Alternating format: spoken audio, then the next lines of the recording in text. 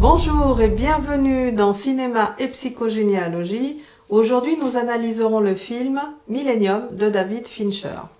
Comme d'habitude, je vous laisse avec la bande-annonce, mais je vous conseille de voir le film en entier car je vais dévoiler certains points de l'intrigue. À tout à l'heure! J'ai besoin de vous. Vous allez devoir enquêter sur le plus détestable échantillon d'individus auquel vous ayez jamais eu affaire. Ma famille. Je vous présente Harriet. Un membre de ma famille a assassiné Harriet. Et depuis 40 ans, il essaie de me faire perdre la raison.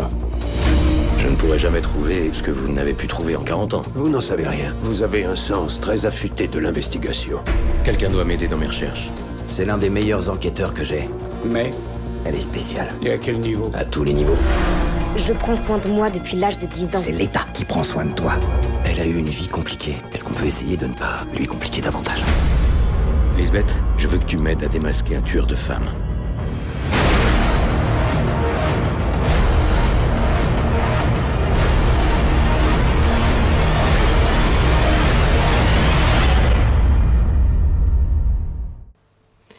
Alors, comme vous l'avez sans doute deviné en regardant cette bande-annonce, ce film traite de la problématique de l'inceste et des tueurs en série à travers une histoire, celle du père, du fils, du petit-fils et de la petite-fille, qui le petit-fils et la petite-fille sont violés par leur père. D'ailleurs, la petite-fille de 17 ans réussit à un moment donné à s'échapper et disparaît totalement de la famille. Tout cela crée un lourd secret. Alors, au début de l'histoire, au début du film, un vieil oncle de cette famille demande à un journaliste joué par Daniel Craig de retrouver sa nièce, la fameuse qui a disparu à l'âge de 17 ans. Tout le film va porter sur cette enquête que va faire le journaliste joué par Daniel Craig et de ses déboires également. Heureusement, il est aidé par une junkie qui l'accompagne dans toute cette enquête, jouée admirablement par Rooney Mara, pour faire éclater la vérité. Parce qu'il faut quand même savoir, mais on l'a déjà traité dans une précédente vidéo, que l'inceste est un traumatisme familial et qu'il faut absolument le révéler. Pourquoi? Parce que la douleur de l'enfant se répète de génération en génération, jusqu'à ce qu'un enfant incestué de nos jours, devenu adulte, révèle son inceste. C'est indispensable de révéler un inceste ou un crime dans la famille pour en stopper les conséquences dans la descendance, et pour la victime évidemment en particulier. Alors je me suis posé une question juste par curiosité comme ça, que se serait-il passé si le personnage de Daniel Craig dans ce film n'avait pas révélé à cette famille l'histoire de ces deux tueurs en série, le père et le fils? Alors nous savons en psychogénéalogie qu'un ancêtre, lorsqu'il a tué quelqu'un, que ce crime a été caché, que la famille d'ailleurs l'ait su ou pas à l'époque, eh bien cet événement va générer des conséquences terribles que l'on appelle mémoire de crime. Alors, quelles sont ces conséquences? Tendance dépressive pour la descendance, des suicides ou des tentatives de suicide, des maladies mortelles comme le sont les cancers et les tumeurs, la répétition du crime caché évidemment.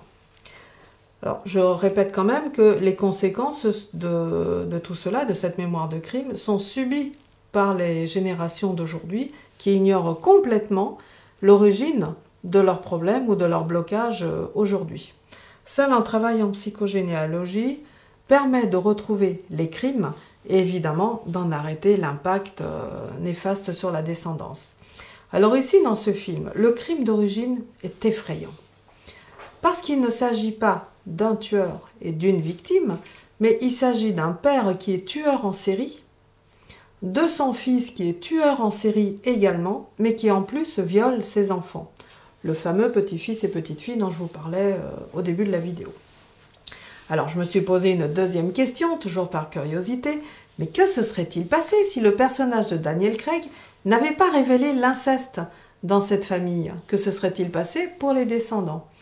Eh bien là aussi c'est au choix. Répétition de l'inceste évidemment, des dépressions en flèche, des suicides, des perversités sexuelles, des actes de torture ou des crimes sur les enfants, des malversations financières, des chantages financiers, de l'agressivité pour les descendants toujours, positionnement décalé dans leur vie, prise de drogue ou de substances toxiques, et puis évidemment l'enfant qui est incestué va s'attirer les pervers et les violeurs dans sa vie, la boucle est bouclée. Alors pourquoi ces conséquences en fait sur la descendance dont je vous parle?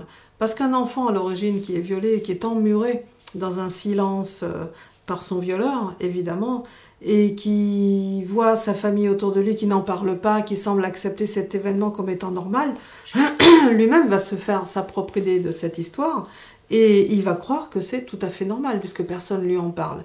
Et donc, une fois adulte, il va la reproduire.